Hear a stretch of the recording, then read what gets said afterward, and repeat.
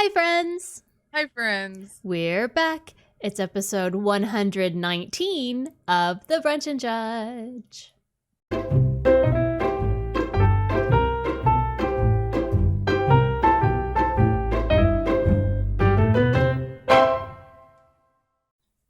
We're just still here trucking along, aren't we? Just gotta keep on keeping on. That's right. We are your hosts. I'm April. And I'm Claire. And this week we are talking, they didn't teach that in school, which is so many things. So many things that they did not teach in school. You know, we could talk sex ed because they didn't teach that in school. They did not. How the body works. Financial literacy.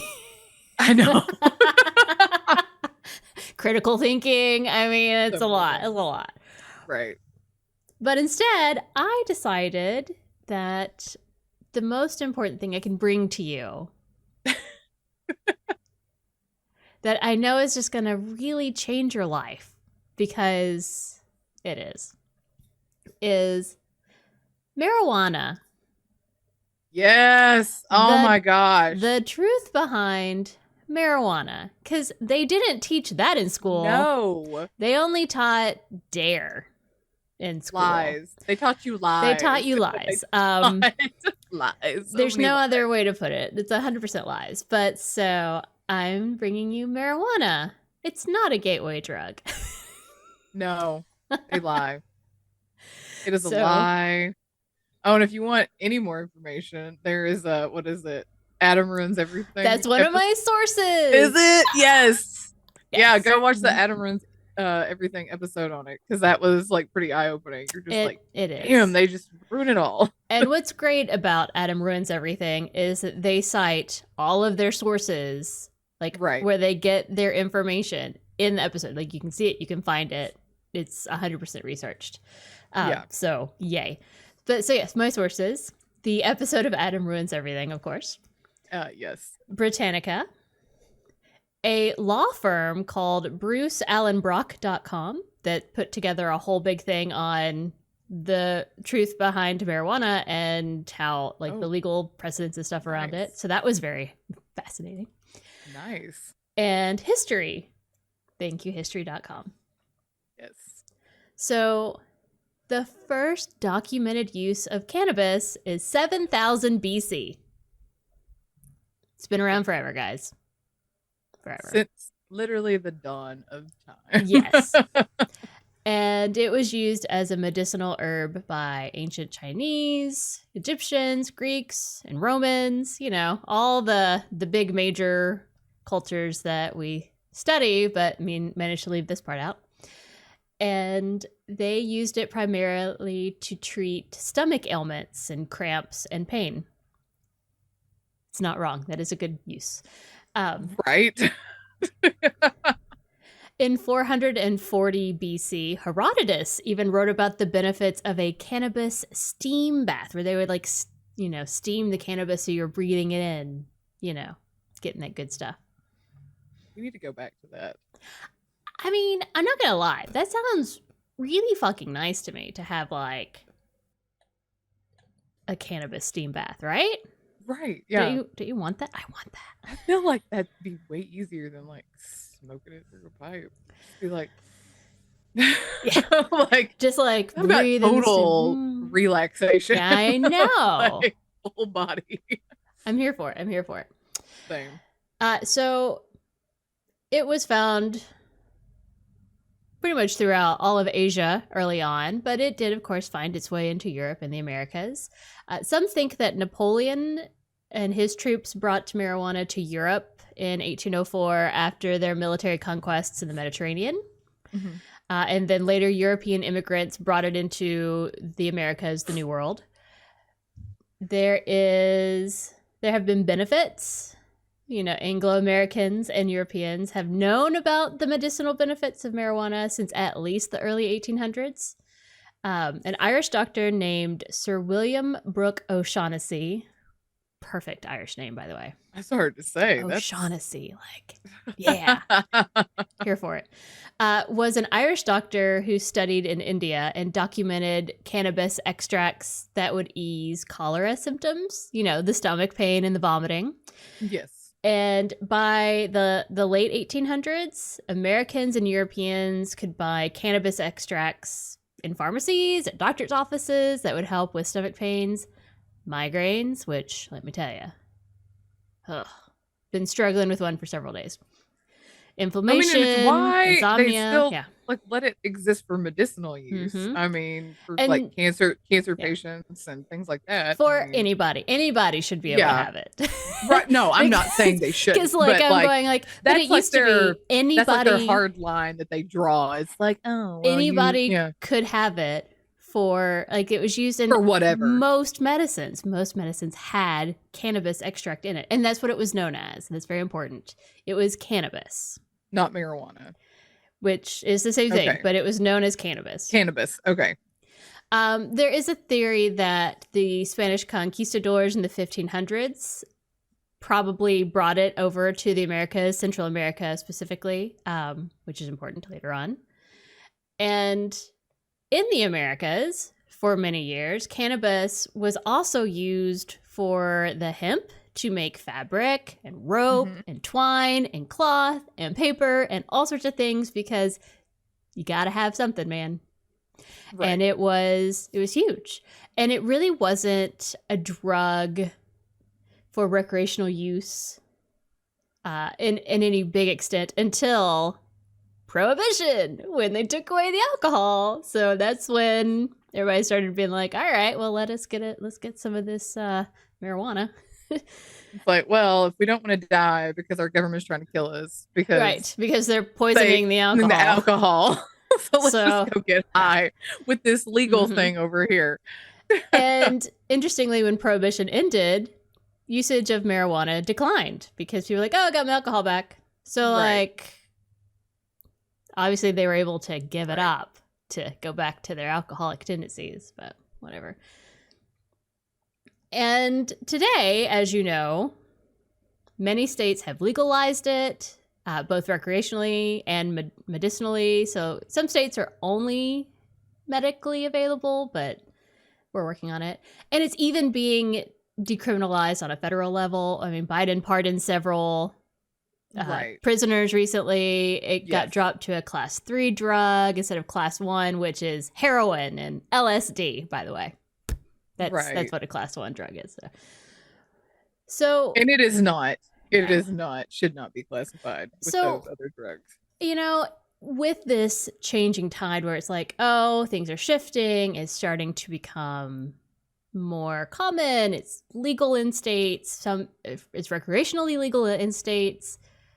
So why were we taught growing up as kids that it is a slippery slope, bad, evil drug? Do you know? So many reasons.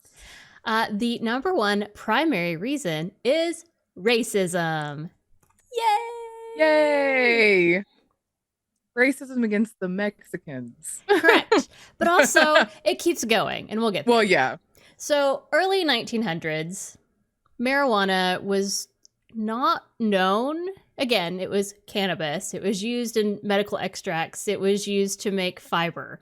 But as a drug, so to speak, it was not really known in the United States. But in 1910, things started to change.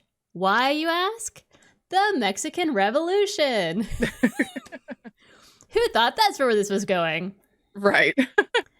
So, Mexican Revolution was happening. Many Mexicans were moving to the U.S. to escape from that chaos. Completely understandable.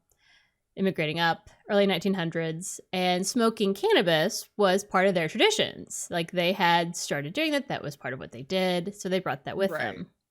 Now, as we know, xenophobia is rampant. And it was rampant then. And so it's a common theme. It is a common theme. And so people were afraid of the Mexican immigrants. And lots of rumors started being spread. not just about the immigrants, but about their quote unquote drug.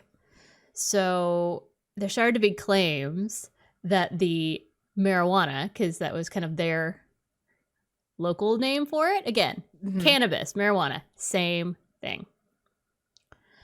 And there are claims that it was causing a lust for blood,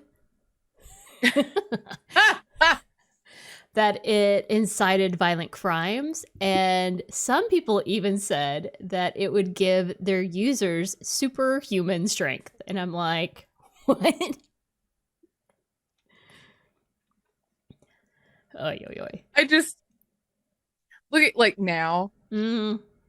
It's like anybody who has ever, Right, whether you have smoked it or been around somebody who has smoked it, you know, none of those things are true. no, Like, really, all they want to do is just like chill and eat a brownie, veg out, yeah, and munch on some snacks, some or, snacky snacks, as we like to say, ponder the orb, or that, yeah, it's that just too.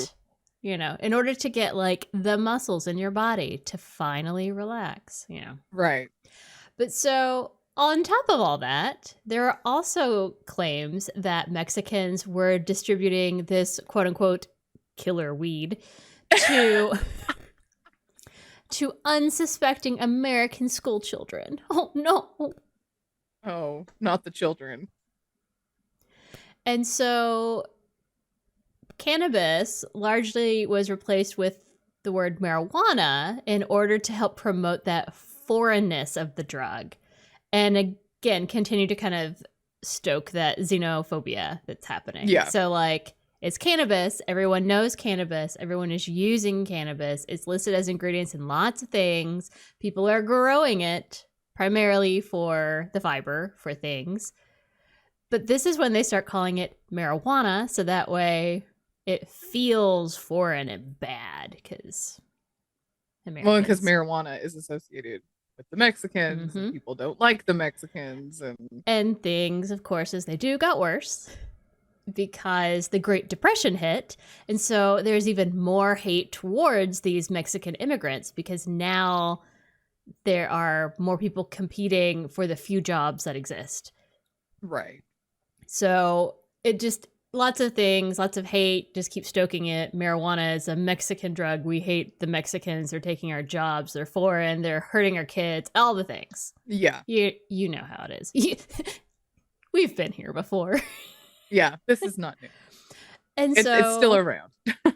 At that point, states are starting to, especially the southern states, are starting to ban it because it is a way to, again, penalize primarily Mexican immigrants. Discouraging them from coming, whatever.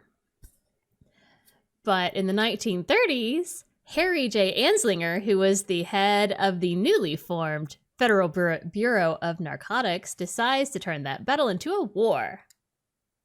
Oh, boy. So he was concerned because it's a relatively new bureau, division, whatever you want to call it. And he wanted to make sure he was getting funding because, again,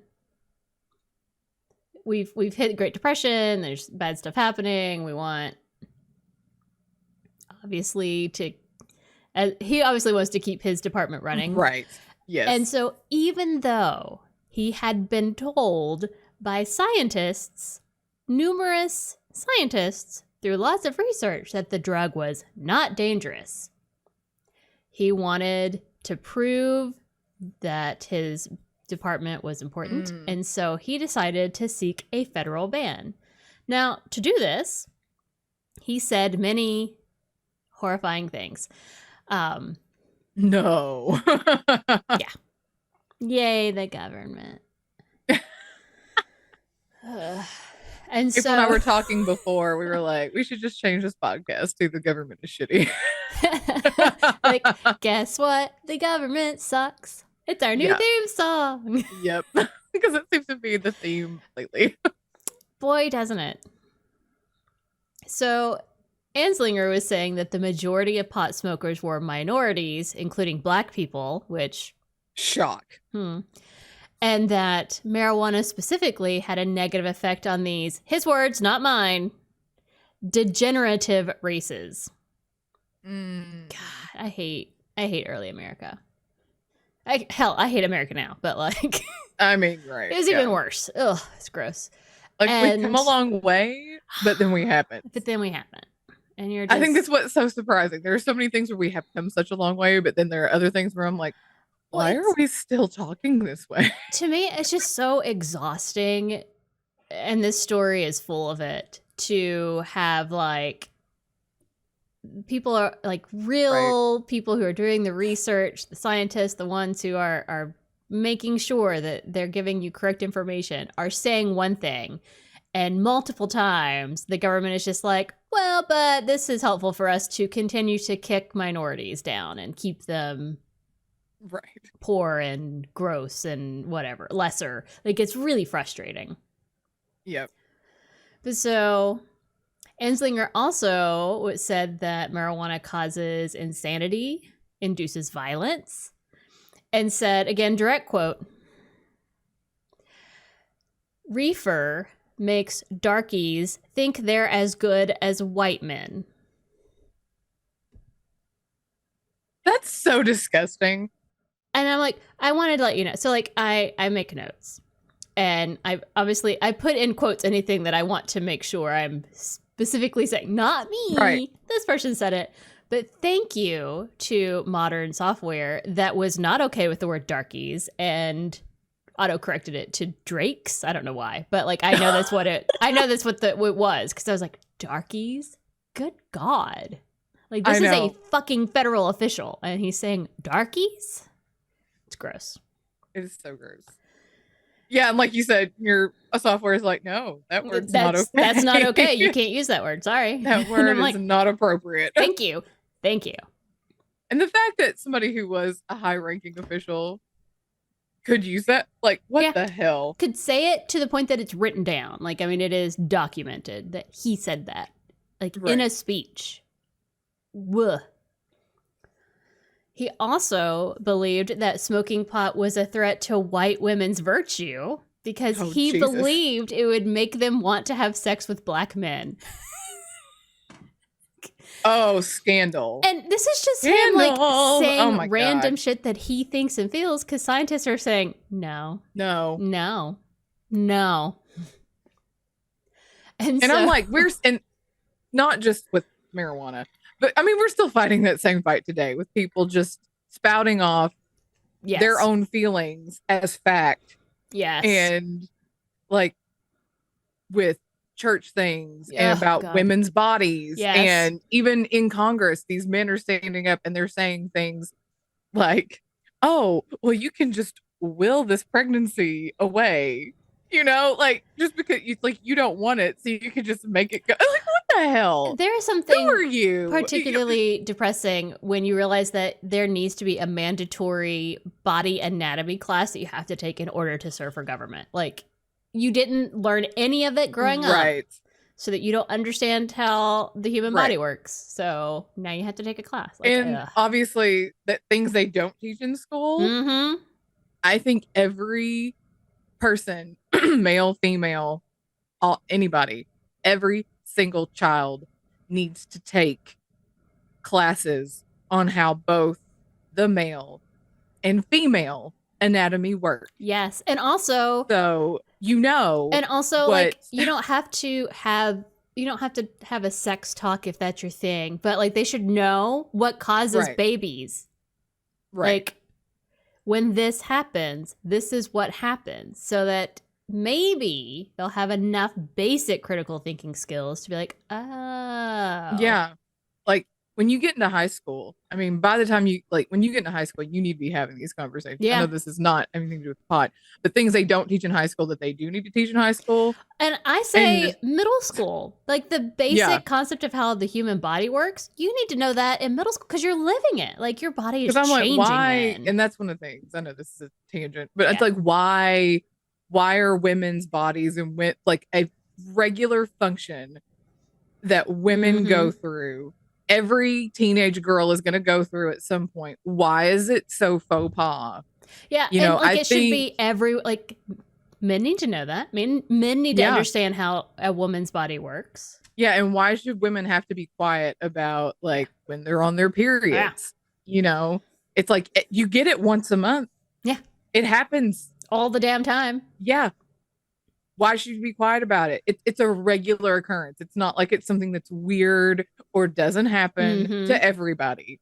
You know, it's just like those are things that should be taught in school. Absolutely. 100%. That's what I would advocate for if I don't even have children. I don't even have children. And I still think that needs to happen. You know, and I mean, like, even my brother and his wife, I know that they teach their kids the correct terms. Like, they're not going around calling private parts like weird names. To me, like, it's like I'm very happy when parents step in and do things, but that's not like school. Right. The purpose of school is to teach so that the general population at least has the same basic information. Now, what parents want to add to that, fine. That's whatever. But anyway, back to marijuana. Back to marijuana. Back to marijuana. Sorry. Much more fun. Back to pot. Tangent. Sorry. Back to our good old friend Harry J. Anslinger. Who can eat a bag of dicks. Who decided that pot was bad because, again, white women will want to have sex with black men if they have pot. I'm like, interesting, but I'm like, if that's the worst thing, then I don't know what you're thinking, my dude. Like, I'm just like, that's just a really specific thing. Right. But, okay, sure. And so at the same time, movies and advertisements were being run in theaters and newspapers all over the country, warning about the evils and the dangers of marijuana. This is part of his plan, I think. Is this like the reefer madness? We're going to talk about that. That campaign, okay. And so there would be things like, beware, young and old, people in all walks of life. It contains the killer drug. Or marijuana, a powerful narcotic in which lurks murder, insanity, death. But it's not a narcotic. Oh my God. And so, like, stories were being told that people were becoming insane and uncontrollable and criminal because they were smoking marijuana. And that is when it started being called the devil's harvest or the devil's weed. My personal favorite is the devil's lettuce. Thank you. That's nice. I do like the devil's lettuce. But then in 1936, the government finances a movie. Again, the government finances a movie called Reefer Madness. And this magical piece of total fiction showed evidence of how the lives of 4 high school students lured to try marijuana by a drug pusher spiraled out of control. It's literally the plot of every Dare scenario that you went through as a child. Right. Which, gotta love Dare. Okay. So this movie included a hit and run accident, a suicide, a homicide, a rape, and showing the rapid descent into madness by these people who are using marijuana. And everything in it was completely false. None of it was real. None of it was true. There's no real evidence. It's all made up and was proven to be false. It's all just propaganda. Yeah. It was all propaganda, so that in 1937, the Marijuana Tax Act was passed, making it illegal in the United States. Now, they called it the Marijuana Tax Act because most doctors and people who were doing hemp products, again, called it what, Claire? Cannabis. That's right. So they had no idea. They're thinking this is a separate thing entirely. It's not. So, in fact, when they called for a vote on the House of Representatives floor, a representative from New York asked what the bill was about. Because he's like, Marijuana Stamp Act? What? Because that's what it's called. Yeah. It's like the Marijuana Stamp Tax Act. I'm like, what? And the Speaker of the House, Sam Rayburn, said, this is a quote, "I don't know. It has something to do with a thing called marijuana. I think it's a narcotic of some kind." So, like, they didn't know. I mean, very, very common. They obviously know shit and never read anything. So, like, it's always been the case. We think our Congress sucks now, and it sucked then, too. Yeah. Nobody reads anything. They don't know. And when asked if the American Medical Association supported the bill, one of the committee members falsely replied that they did. And after the bill was passed, the American Medical Association was like, the fuck? Like, no. We didn't, no. We oppose this. And they were angry that they did it this way. Like, this is all done in secret. Like, you didn't even talk to us? Shit. Because at that point, tincture of cannabis was used in almost every tonic and medicine on the market that doctors made, that pharmacists made, that you could buy over the counter to relieve headaches, muscle aches, and other pains. And at that time, hemp production was about to become a $1 billion energy crop. This is 1937. Like, it was about to become a huge, major industry in the United States. And then it all ended. Gone. Just done. Just done. Just gone. Because some guy wanted to make sure his department didn't get cut in the next billing cycle. Wow. So, zooming forward, that act was later determined to be unconstitutional. Not going to go into that because I know I don't care and you don't care. Because it gets replaced by the Controlled Substance Act in 1970. So it never was. Like, it's not like it was suddenly legal again. It just never really was. Right. So in 1973, a group of government officials are trying to decriminalize it because they know it's safe. And they want to bring back that industry. You know, it's a waste of everybody's time and energy to police this shit. Right. And so they're trying to criminalize it. And Nixon was a fucking asshole as per usual. And had who's surprised by that? Zero Nobody. chill. And wanted, really focused on like, let's make, we're fighting drugs. We got to make the war, blah, blah, blah. Oh, yeah. And this is very important. This is a direct quote from his personal aide that was part of this whole thing. So Nixon knows that it's safe. There's nothing bad or wrong about marijuana, and there's no reason for it to be criminalized. So this is what happened. Direct quote.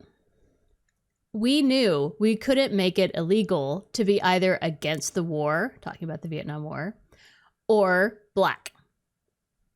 But by getting the public to associate the hippies with marijuana and blacks with heroin, and then criminalizing both heavily, we could disrupt those communities. We could arrest their leaders, raid their home, break up their meetings, and vilify them night after night in the evening news.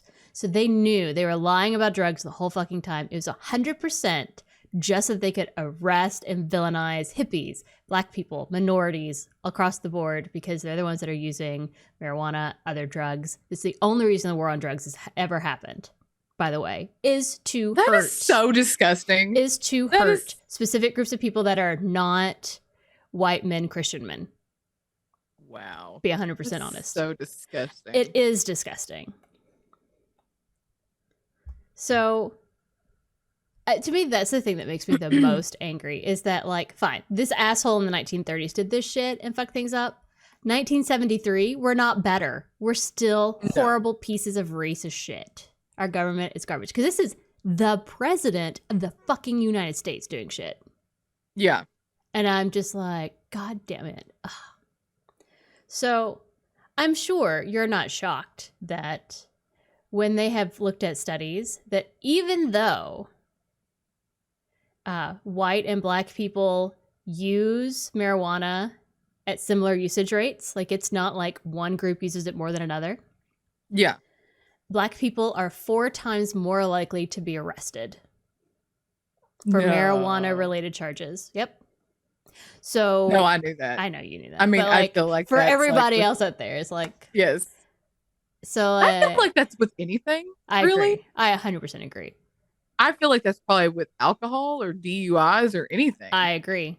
But I feel like they probably get the book thrown at them more with anything.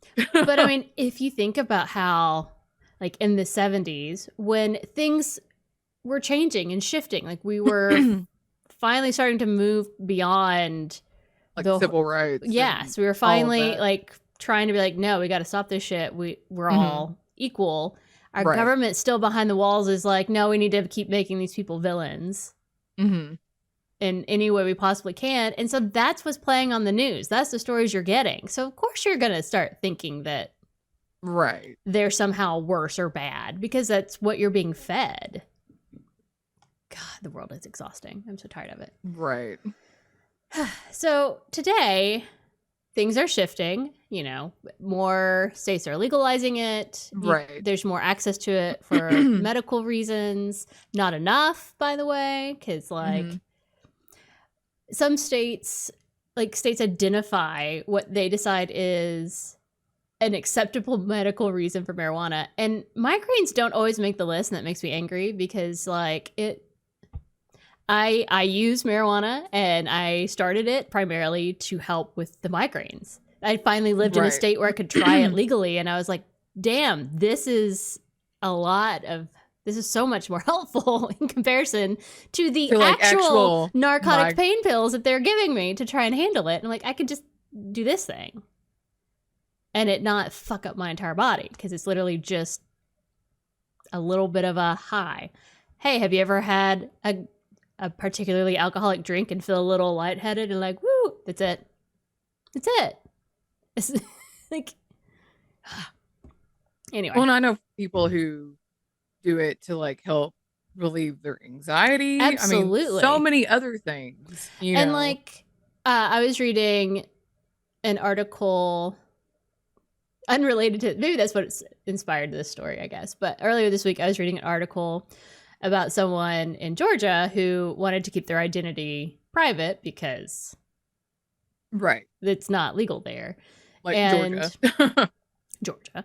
And so like they're talking about how they like almost every day would do like a fourth or a half of a gummy, just like it's like an everyday low level to help with anxiety. It helps them sleep. And I'm like, yeah, what? And like she gave up drinking because it was negatively impacting her life. It was having negative health effects. And she started doing this instead. And it has made a huge difference in her life. Like she's a healthier person now. And I'm going, yes. But and obviously this is the hill I will die on. Yes, let us die on this hill. Yes, I will die on this hill.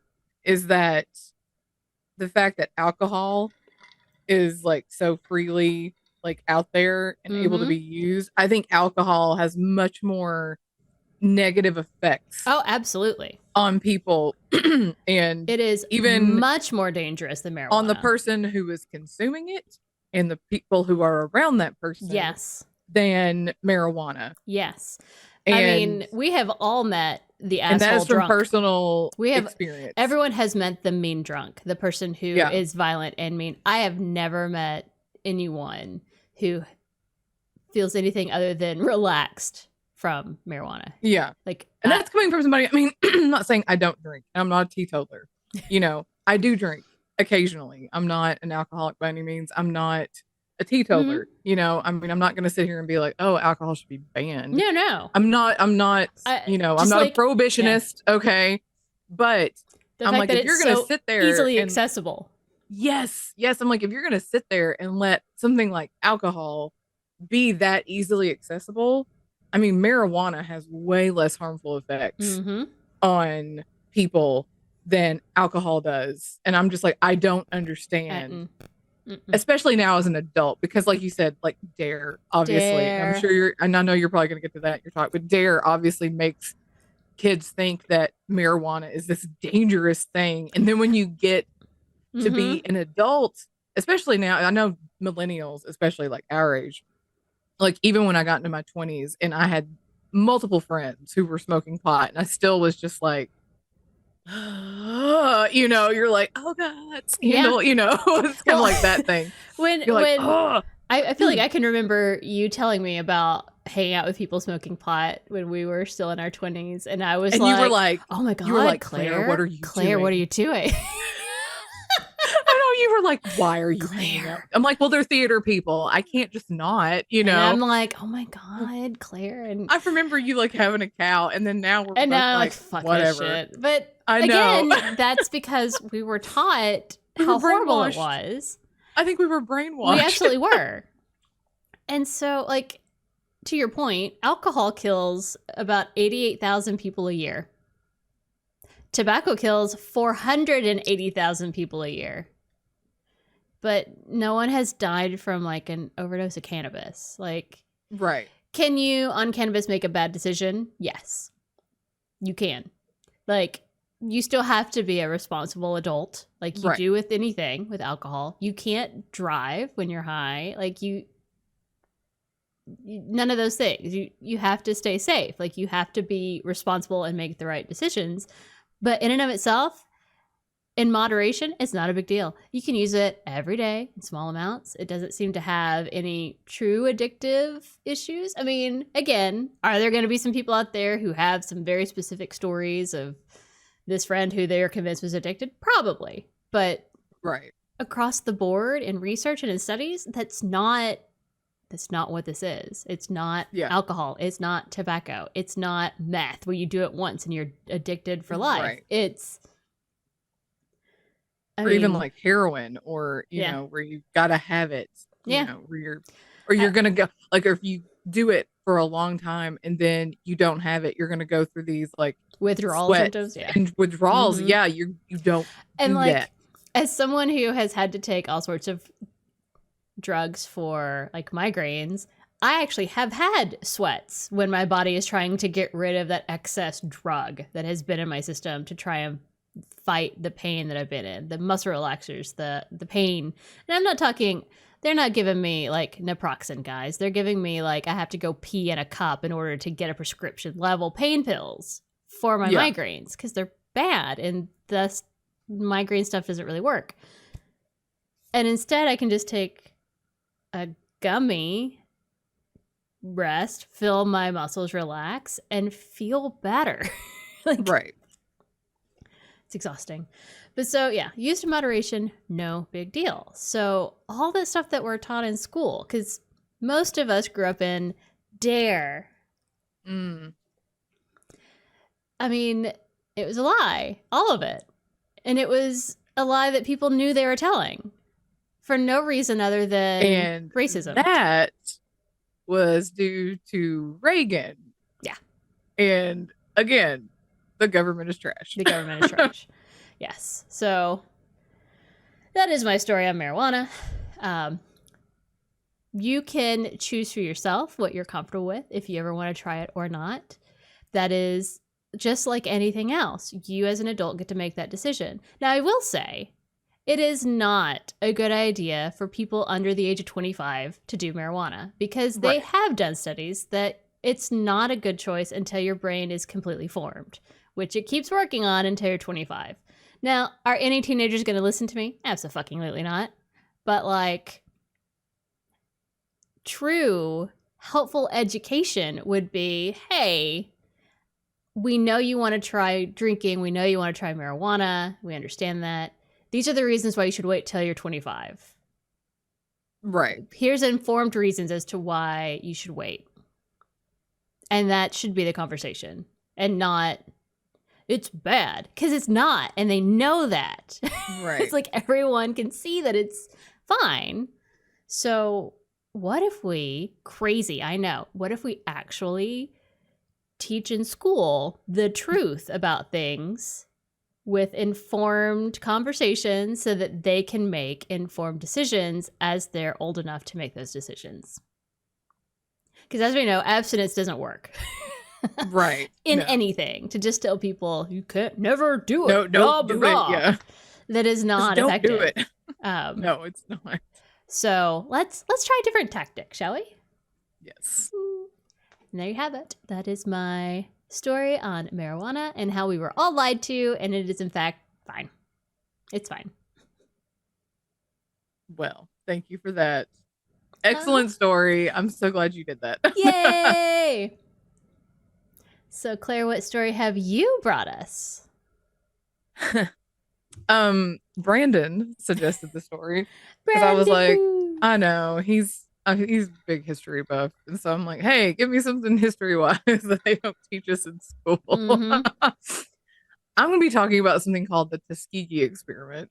Ooh, I need you to know this.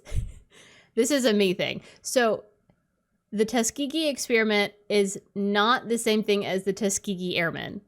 Although they have the same name. I'm telling you right now, because I have made that error in life, so that no one else has to. Okay, they're not the same thing. We had a group of Tuskegee Airmen who would meet at the library I worked at several years ago, and like, I stupidly was like, "Wow, like, are they?" And my coworker was like, "No, that is not the same. That's not the same thing at all." I'm like, "Oh." Okay. Never mind. My bad. You're like, whoops, oops. So there's my caveat for everyone. It's not the same. Don't make that mistake. Yeah. My sources are Wikipedia, History, CDC, and Mayo Clinic. So, the Tuskegee experiment was formerly known as the Tuskegee Study of Untreated Syphilis in the Negro Male. That was the formal name. I mean, at least that's a true statement of what it is. Yeah. Not maybe what they were told, but whatever. It's right. That's fine. Conducted between 1932 and 1972 by the U.S. Public Health Service and the CDC. And the goal was to observe the effects of the disease when it was left untreated. Which I'm just like, okay, that's untreated. It's like, why are we doing that? But okay. Yeah. The study was a collaboration with the Tuskegee Institute, which is now Tuskegee University, which was a black college in Alabama. So they partnered with the Tuskegee Institute. Mm-hmm. In 1932, there was no cure for syphilis at the time, which is a contagious venereal disease. So I'm going to give you a little crash course on syphilis because I didn't know all the ins and outs. I'm just like, yeah, you can get it from sex, and I know that Al Capone died from it because it made him crazy. Mm-hmm. Like that was like it's not a great thing to have. Like that was like the extent of my knowledge of syphilis. Syphilis 101. I know that it's like literally treated with just like penicillin or something. Penicillin, like it's absolutely just not an issue today. Today. If you get it treated. Yes. If you don't, it can be a problem. So syphilis can be pretty contagious if you're just screwing around with people, then you've got it. It's passed through oral, vaginal, and anal sex. And it can be passed through pregnancy from mother to child, in childbirth, and from breastfeeding. Oh, I don't think I knew that. That sucks. Yes, and through a blood transfusion. Okay. So, yeah. It's a bacterial infection that typically starts as a sore in the genital area, rectum, or mouth, wherever you contracted it.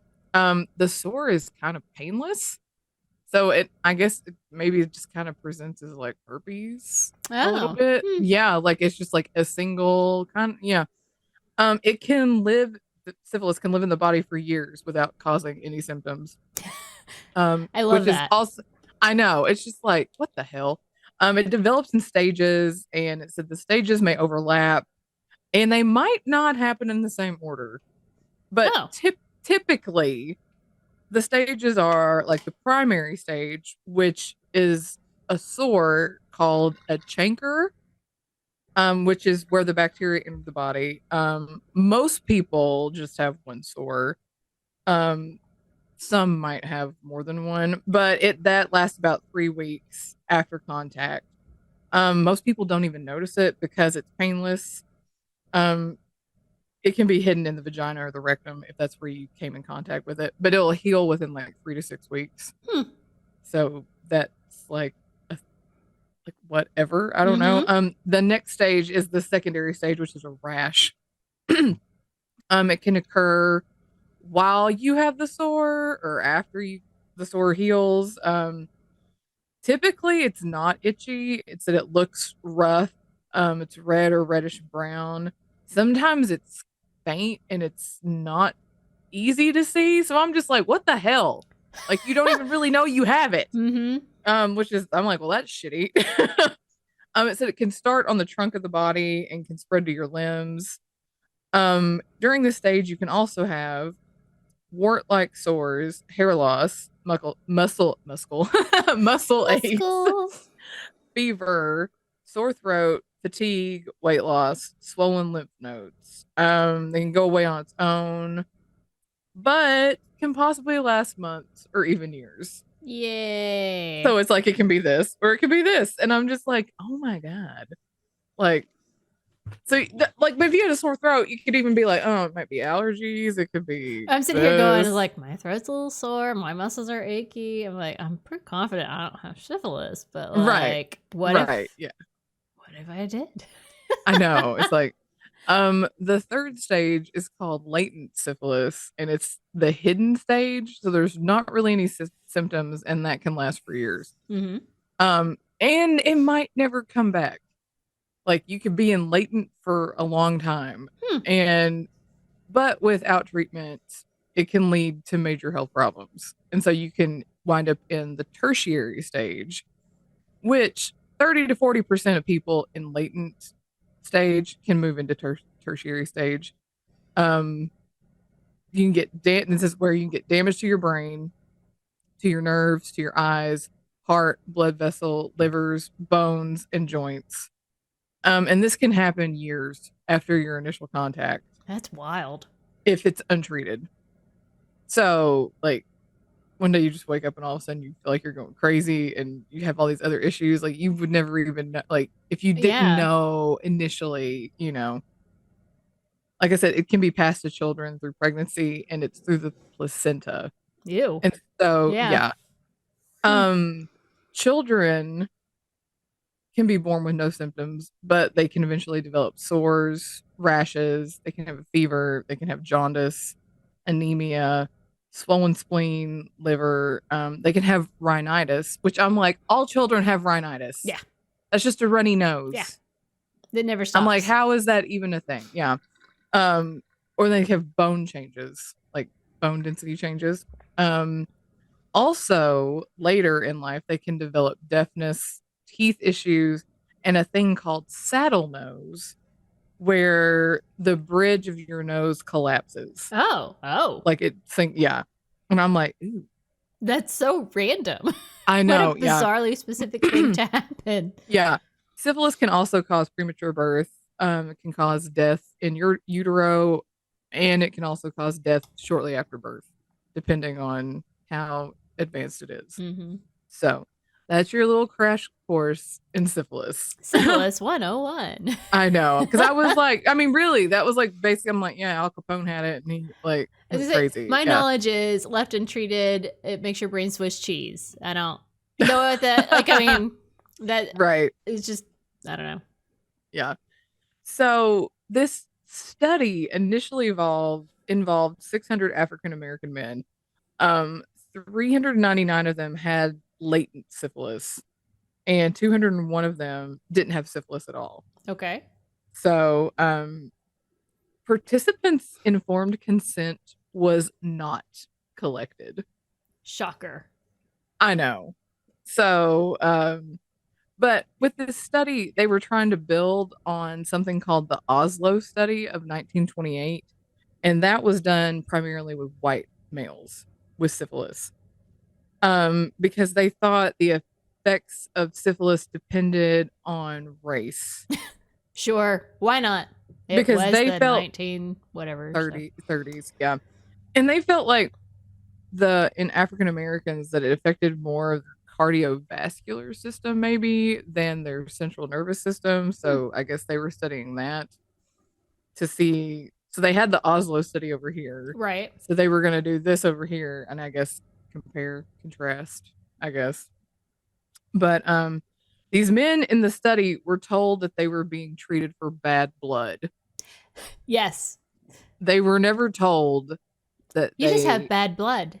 What is the fuck does that even mean? Whatever. Well, it was a catch-all term back then, used to describe a myriad of things. But some of those things did include syphilis, include anemia, and just fatigue. So, I mean, it was like, could have been something minor all the way up to something like syphilis. So you have bad blood. And I'm just like, and then I'm thinking over here, Taylor Swift, we got bad blood, like, but in exchange for their participation in the study, men received free medical exams, free meals, and burial insurance. I mean, that's not nothing. I mean, it's a consolation prize. Better than like I would have thought. Right. I'm just like, I know. And also, this study was only going to last 6 months, but it wound up lasting 40 years. They lost funding for treatment. And so they never told the men that they weren't going to be treated. Wow. Yeah. So I'm just like, thank you, U.S. Public Health Service, which is a government entity. Yep. Again, why this podcast should be the government. The government is shitty. So yeah. The participants were sharecroppers mostly, who had never been to a doctor. Right. So they were monitored by health workers, but they were only given placebos like aspirin and mineral supplements. So nobody was like ever being no one was being treated. And so I read something that said what they really should have done if they were really doing any kind of study is they should have taken like part of the group that did have syphilis and give them something that was trying to treat it. Right. Is what they really should have done if they were like any kind of researchers worth their salt. In 1947, 15 years after the study began, penicillin became the recommended treatment for syphilis, but the United States Public Health Service convinced local physicians not to treat the participants and had them come to the Tuskegee Institute for treatment/study. Can you imagine? It's like there is an actual cure for the thing that is going to hurt me, but you want to study that for no reason at this point because there's a cure.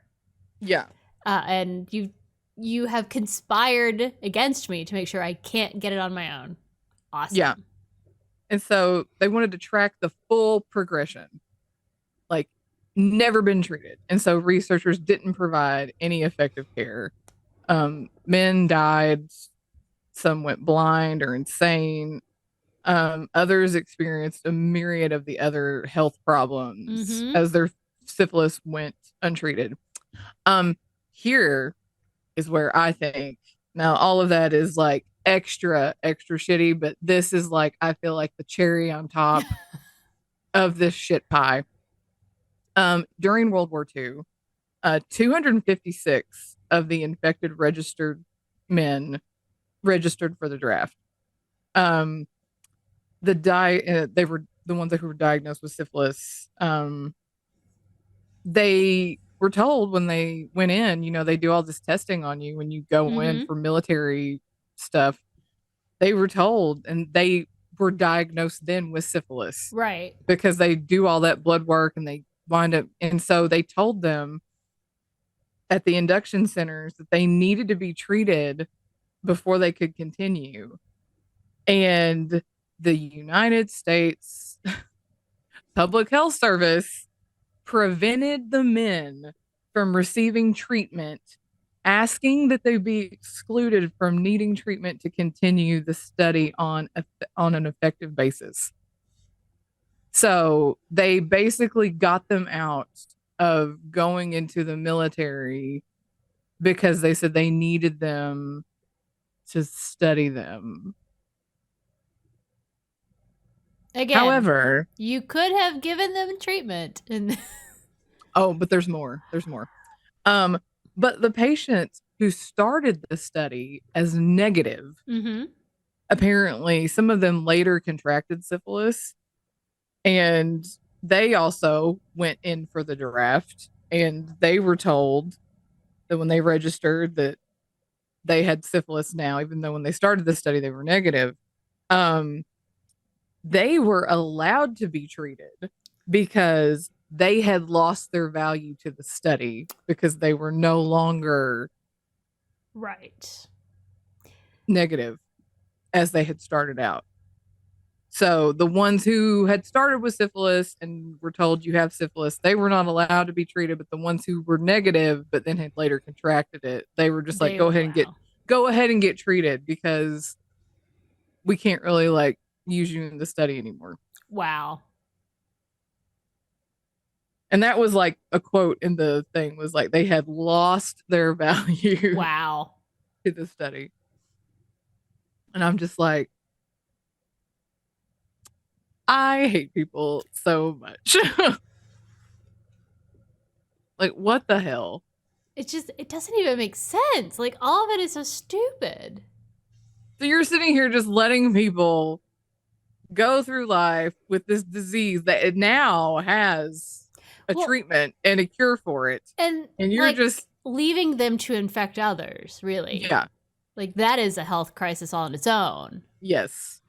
Because you're not, I mean, now some of these men know that they do have it because they went to register for the draft, and the military was like, oh, by the way, you have this and you cannot continue with us until you get treated for it. So then they're like, no, come back. We're still doing this study. So that went on. Mid-1960s, a man named Peter Buxton, I guess he was an investigator for the Public Health Service. He found out about the study. The study wasn't like secret per se, because I mean, in the 30s, they were publishing stuff that they were finding. Then I guess it became less well known, but it was like he found out what was going on as far as like, I guess, them not treating the people who were in the study. And he expressed concerns about how it was unethical to his superiors. And so the Public Health Service formed a committee to review, and the panel decided to continue the study anyway. Which I'm just like, how? How could you come to that conclusion? I don't understand. But they decided, they were like, well, let's just continue the study, and we're going to keep tracking it until all the participants have died. Wow. Okay. Yeah. And they had autopsies performed. And then that way they could have all the data analyzed at that point. So we're going to wait until everybody dies, autopsies, and then we're going to have all the data compiled and analyzed. And I'm just like, hell, that's beyond ridiculous. Especially how can you sleep at night? That's what I want to know about these people. Like, how can you sleep? Especially since we already took all of that information about syphilis from your last story when they were doing horrible things to people over in China. Yeah. So like the Japanese were doing people. Yeah. We had all that, the study, we had all the information we needed. Damn it. Why did we keep going? Like, and again, for a disease we'd cured. We had a cure. Right. What was why the fucking point? Know? Yeah. So Peter Buxton was like, I don't like that answer. I don't like what you're doing.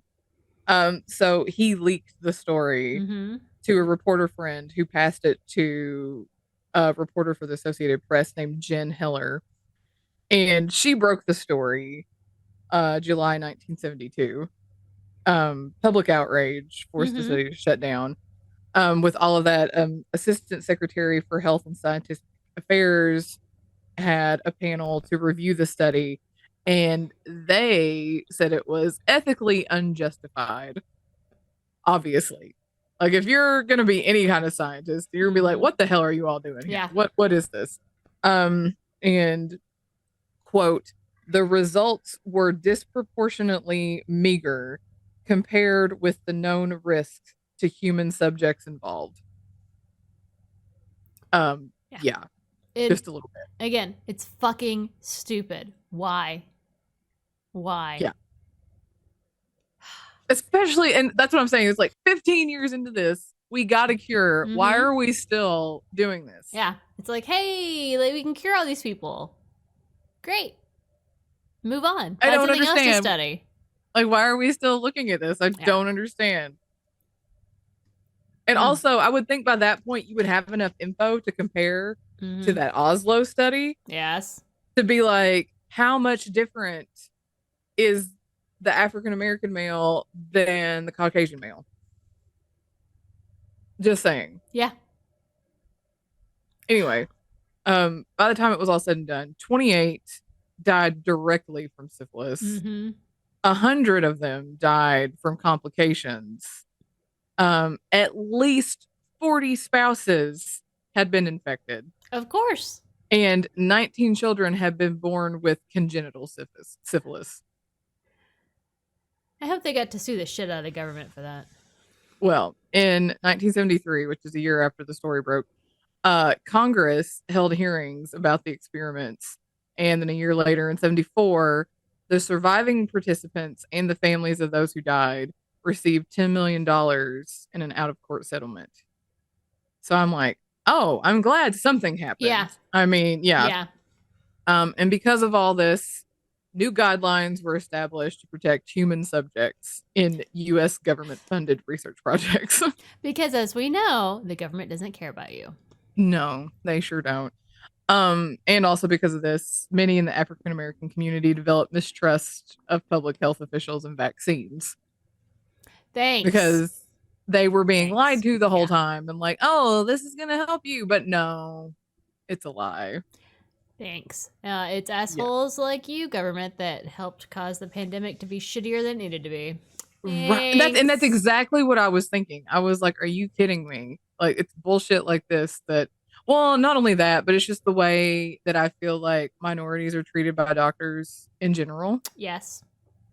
Like the disparity of, mm-hmm. you know, mortality rates in minorities versus Caucasian people mm-hmm. across the board in so many different aspects. Bill Clinton issued an apology in 1997 and announced Bill, who had zero connection to it at all, but all right. I know. And announced plans for the Tuskegee University National Center for Bioethics in Research and Healthcare. So I guess that was like, this is what we're going to do to like make amends for this. Like, I'm sorry that the government is shitty and hurt you. So we're going to put an ethics lab in the place that hurt you. Right. Yeah. I mean, I get the goal, but it sounds weird. I know. And it is weird to me that like people who were not even around like when this thing fucking started are the ones who are apologizing. Mm-hmm. Like Bill Clinton had nothing to do with that. I mean, I appreciate it in the sense of him being like, government fucked up. So yeah. And I get it. You were the president at the time. Yeah. All right. But the final study participant passed away in 2004. Oh. Yeah. So, anyway. That is the story of the Tuskegee experiment that you will never hear about in school. Never, ever, ever. Not even once. No. And how terrible the government is. I feel like we need the government can be super shitty class in school. Absolutely. It can be good. There are good things, but it can be super shitty. Yeah, like I think you still need like your AP US history classes and all that, but then I think you need like a separate class of like, here's how the government has fucked you over. Tempered the patriotic bullshit that comes out of certain camps. Right. To be like, look, like we do have some good things going, but like we're shitty too, okay? So like temper your excitement. Like, yeah, we're not the greatest country in the world. We're not. I mean, I'd argue we're not even top 10, so I guess it's fine. I mean, we're not the worst. Absolutely not the worst. But like, no, anyway. Not at all. Well, that was excellent, Claire. Thank you. You're welcome. And also, thank you for teaching everyone about syphilis. I know. Since I mentioned it so much in my last story, and then I was like, oh, well, this one has got syphilis too. It's like, I'm going to look this up to Claire, be like, do you have syphilis on the brain? I don't. Are you sure? I do not. Okay. I don't. Just checking. It's a lot of syphilis. No, but it really was like, I thought it was funny because I'm like looking this up and I'm like, oh, this one is a syphilis story too. And I have a lot of syphilis in my last story. So. Claire is on a syphilis roll. No, I don't. I need to find other stories. But thank you. That was great. Thank you. You're welcome. All right, Claire. Yes. What are you judging this week other than the shittiness that is the government? Oh my God, Trump. That was like, to me, that was a cookie day. Well, not only that, but you sent me the headline too, that Chad Daybell. I was cracking up. I was like, the one guy, CNN, that tends to be my general go-to for like what's happening. Like if I want to know more, I dig into other sources too. But like general, what's happening? And like the headline was the biggest fucking headline they have ever put. It was like 72 point font across the screen. If I remember, I'll throw it up here to show you my picture. But I was just like, damn, we're going big on this headline, you know. I mean, but then right under that, she shows me that then Chad Daybell got convicted of killing his wife and of killing the 2 children, and I'm like, I feel like the 2 combined, it's a cookie day. Yeah. Well, I mean, nobody died, but it's a cookie day. Yeah, like Trump, all 34 counts, and I'm here for it. I mean, we had I ate ice cream that day, and then last night we had lava cakes, and today we're gonna have cupcakes because it's like a whole weekend of celebrating that. Yeah. Even though Trump will probably not go to jail, fuck whatever. Yeah. The fact that it happened just makes me feel good. Right. The fact that the jury found him guilty. And also of all of it. I am here for all the memes. So many good memes. I know. They have like cracked me up, and I'm just like, oh my God. Well, and I'm getting texts from like some of like the progressive-y groups that I've at some point connected with. Who knows? That are like, hey, claim your free Trump is a felon sticker. And I'm like, okay. Okay, gimme. Right. Because he is. He's a felon. It's about damn time. I mean, like, we've all known he's a felon, but like now he's officially literally a felon. And then to like see him, like his stupid little thing outside, like afterwards. It's just every time, and I'm just like, stop talking. I'm like, everything can't be rigged. Like, it's too exhausting to go to that level to rig everything. Like, and we don't need to rig it because you're an evil bastard. Like, there's no need to rig. You've done this all on your own. Congratulations. Right. I mean, I know, and even just listening to like some of the shit that his lawyer said to like Stormy Daniels and even to Michael Cohen, like. His lawyer even sounds like him, like his rhetoric. I mean, you'd have to in order to. In his vernacular, it sounds like Trump, and I'm just like, was he giving you words to say? Because it sounds like you two are the same. I mean, it was very. I just that day that it happened, and I was like, oh my God! I texted you, and I was like, oh my God, because.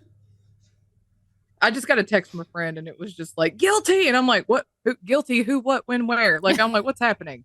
And then she was like, Trump was guilty on all 34. And I've like immediately texted you. And then you sent me the picture back from CNN. And I'm like, that's amazing. Yeah, when you text me, I went, do. I was like, I gotta look. Like, I knew they were deliberating and it was going to come out. I didn't expect it necessarily. Was Thursday, I guess. I didn't really necessarily expect it on Thursday, but I don't. Right. So cool. But then the fact too that Chad Daybell is guilty of killing his first wife and the 2 children. I'm just like, oh, thank God, because that guy's a piece of garbage. Yep. It was a good day. It's a good day. Kind of cleaning out the trash. I know. It was just like, I feel like the two combined can make a cookie day. I feel like both make a cookie day. That's where I'm at. So yeah, that's a good judge for me because I'm like, haha, finally. I don't know. I just feel like it's like some kind of like vindication. Yes, because I'm like, look, they gave him. I mean, to me, it seemed the trial seemed skewed in his favor. Like every time I heard something, like he was an asshole. Same. Yes. But like the judge just would not come down on him hard enough on things that anyone else would have been immediately like thrown into jail for the bullshit he was doing. So I'm like, it's skewed in his favor. So I was like, God damn it. Like he just kept giving him warnings about the whole like, you know, putting a gag order on things, and he kept going out and talking, and I'm like, throw his ass in jail. Yes, please. He is not, he's still talking. Yeah. Like when you put a gag order on something, that means shut your fucking pie hole.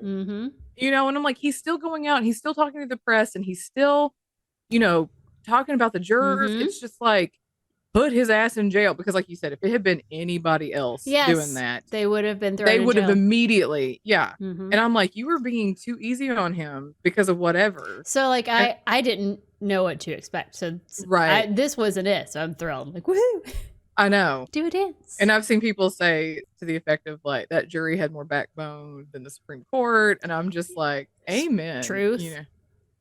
You know, so. Fuck the Supreme Court. Ugh.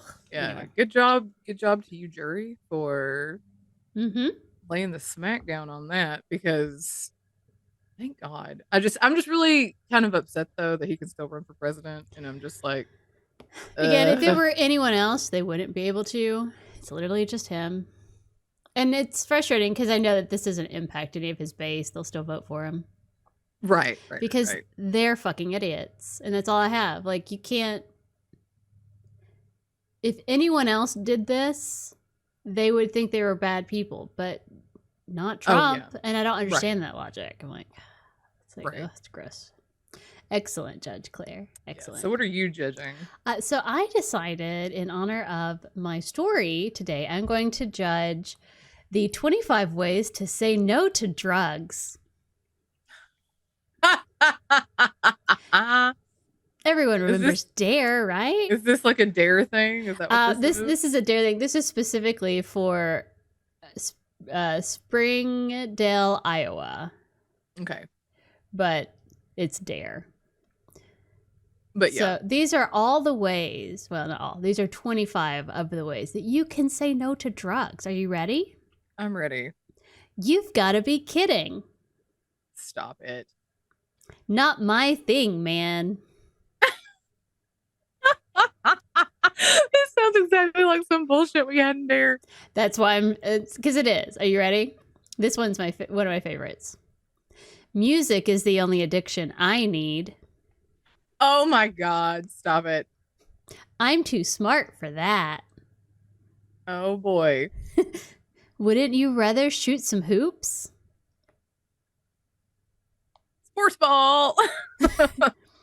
I can't get caught around that stuff. Oh my God, it's so lame. This one's great. You ready? Yeah. You're not ready. No one's ready. No one's ready. Bowling is the only rollin' I'm doing. Oh my God, stop. Oh my God, stop it. Oh, no, I can't. It's all yours, bro. Were these made in like the 90s? Oh my God, these are terrible. I know. I mean, it feels like our elementary school years. It does. I know. Only a doctor can give me that stuff. Oh my God. This is gonna be PTSD for like 5th grade. I know, right? I'd rather be swimming. What does that even mean? Yeah, I'd rather be swimming too, like all the time. I don't at understand. The beach. I don't either. I'm nuts enough without drugs. Oh my God. No. You know what though? There was a while there that I would somebody would say something crazy. I'd be like, "Are you high?" Yeah. And my mom would be like, "I'm high on life." And oh my God. I remember your mom doing that and I'm like, that's not real. That's not real.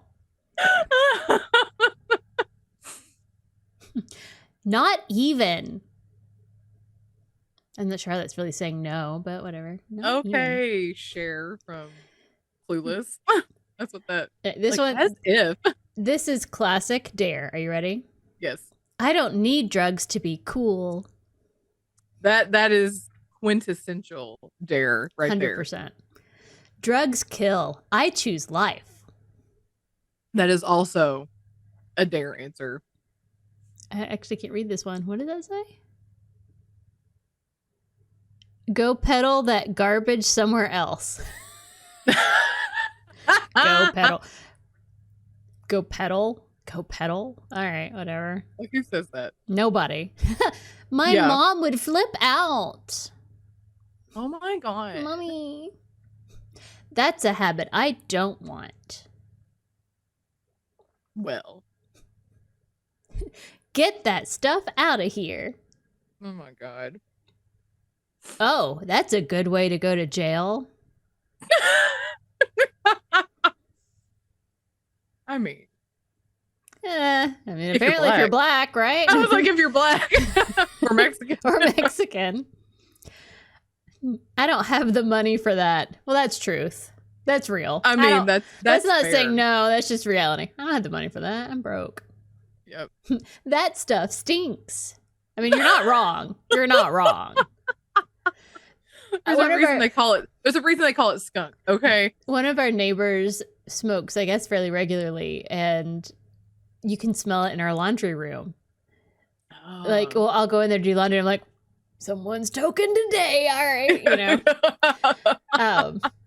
Which is not a big deal until like we turn on like the fan to circulate air in the house, because then the whole house smells like weed, and I'm like, we don't smoke. Anyway, are you crazy? Yes, I am. I don't need drugs to be crazy though. I've got enough to worry about already. Well, that's why you fucking need it, doofus. God. Obviously, they didn't listen to my story. Obviously not. These are all in a bookmark, by the way, so it's hard to read some of them. Do you think I'm stupid or something? Oh my God, this sounds so cheesy. These are so terrible. And the last one. Are you ready? Yeah. I'll stick to soda, thanks. Okay, so you can get diabetes. Choose your poison. Yeah. Yeah. So you can get diabetes, or if you're drinking diet soda, you can like kill your brain with aspartame. Do you remember in Dare that you had to like practice saying no? Like it was like little like nonsense. Mini skits or whatever. Like, yes, hey kid, you want, but it's really good. You'll like it, and you have to practice. Like, no. Hated that bullshit. And that also reminded me of like having to like pretend spread the gospel to people. God, right? In like youth group. Ugh. Like you had to like act like you were trying to like spread the word of Jesus to non-believers. Oh, I hated that bullshit too. PTSD. Oh, so much PTSD. I have a lot of church PTSD. Yeah. And I often have to remind myself that like, you know what? There's a lot of shit and there are a lot of things that I have a lot of hate about and anger, but I got you and that makes it all worth it. And like we had some great experiences growing up and got to try things, and I try and focus on that.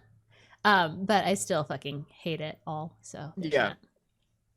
But I'm glad to know that we both have like the PTSD together. Like we're like, yes, I'm like, you're the only person who like 100% knows what I'm talking about. Ugh. But it's like one of those things where it's like, it's not one of those where one of us experienced and the other one was like, no, you had that wrong. You know, it wasn't. Reminds me, after we're done recording, I want to tell you something. Okay. But anyway, okay.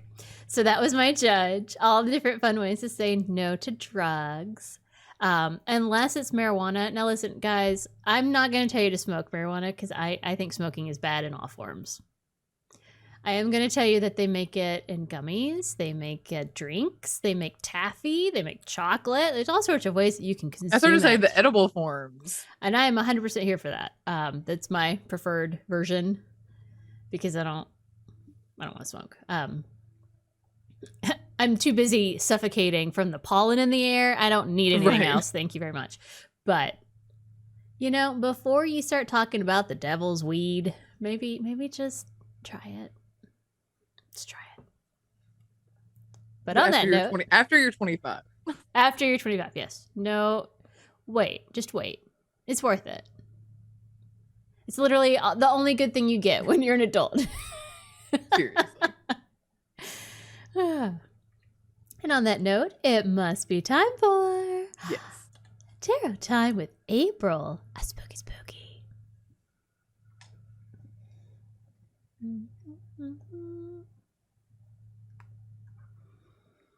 Let's see. Oh, what should we ask the cards this week, Claire? I hadn't thought about it.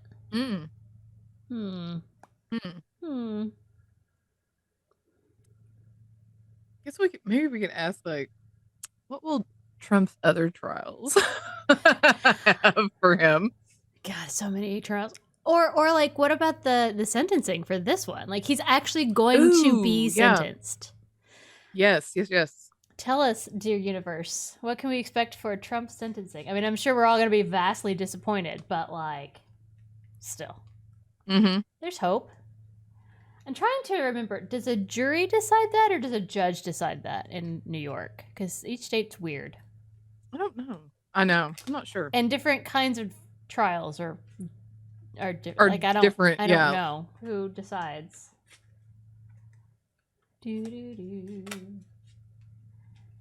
What is going to happen to Trumpy Trumps? Oh, let me move my crystal out of the way here. I use it to charge my cards. What is in that? What is in that, like, container right there? This? Yeah. Nothing. It's just an empty jar. It's it's the bottom of it. It's an owl. Oh, okay. It's like, okay. It looked like there was some kind of liquid in there. Yes, it's because it's got like a blue. The stuff in the like in the glass. Okay. It looked like there was some kind of liquid, or it was like a candle or something. Okay. Yeah, cool. I thought about I should probably put something in there because you can't tell it's an owl, but it's an owl. I swear. Okay. Do. Okay. We have the Queen of Swords. We have the Seven of Swords. Very pointy week. And we have a Five of Cups. Whatever does it mean? We've had all of these before, by the way. Yeah. These are all familiar, but I'm like, I don't know. I think we had the Queen of Swords last week. Or the week before. We've had it recently. Oh, I think so. Yeah. The Queen of Swords doesn't give a damn about your motivations or what happens to you because of your actions. Thank you, Queen of Swords. We also don't care. She's incredibly smart and intimidating and doesn't have time or patience to mess around with you. She's stern and fair and has a very sharp tongue. Sounds to me like the judge. Judge. That's what I was like. It sounds like the judge. Okay, maybe. Hopefully. So, that's cool. All right, let's go to our Seven of Swords, which is the I ate a bird card. Or maybe the jury if they're the ones who are deciding. Right. I mean, here for it. Okay. Oh, such a big liar. Trump. Let's see. If you look at the card, if you look at this card, you'll see a cat that obviously has a bird stuffed in his mouth that he's took out of the bird cage. Taking something that clearly doesn't belong to him. Let's see. This one... Lies aren't necessarily bad, but there are bad lies. Lies corrode us. That start to corrode us are the ones we use to protect ourselves from ourselves. This guy's sneaking off with a big shit-eating grin on his face. His soul is going to get a pretty good ding on it. I think we lie to protect ourselves from ourselves when we don't want to have hard conversations, when we're afraid to fail, and when we are certain we can do what we want with other people and remain untouched. Well, that's Trump. So, Judge Trump, got it. And then the 5 of Cups. I call this card the Maybe Life card. Maybe Life. Maybe Life? That's weird. Okay. Let's see. It's very long. Oh, that thing that you do when you're like, oh, well, what if I had married this person or gone down this path? What?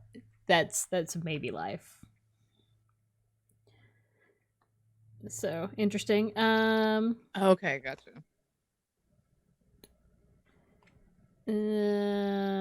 God, this is a really long.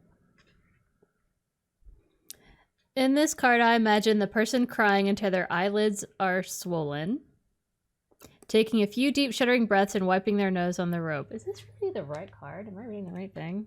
I am. Just feels weird.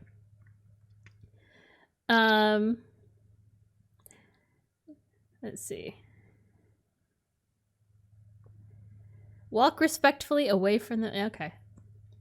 The 5 of Cups is about regret, sorrow, loss, and pain.